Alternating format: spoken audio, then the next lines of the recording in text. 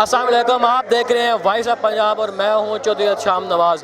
मौजूद हैं हम इस वक्त रवाद जीटी रोड के मुकाम पर, जहां पर राजा अब्दुल वहीद कासिम साहब की तरफ से कैंप लगाया गया है और जो तरीके इंसाफ के वर्कर आ रहे हैं। मेरे पीछे आप देख सकते हैं ख़वातीन की काफ़ी तादाद मौजूद है जो सिर्फ और सिर्फ इमरान खान की मोहब्बत में रावलपिंडी इस्लामाबाद में राजा अब्दुल वहीद कासिम साहब के कैंप पर आए हुए हैं। और अगर मैं स्टेज की बात करूँ, इस वक्त राजा अब्दुल वहीद कासिम साहब और पिंडी की जितनी भी क़यादत है वो सारी के सारी इस वक्त स्टेज के ऊपर मौजूद है।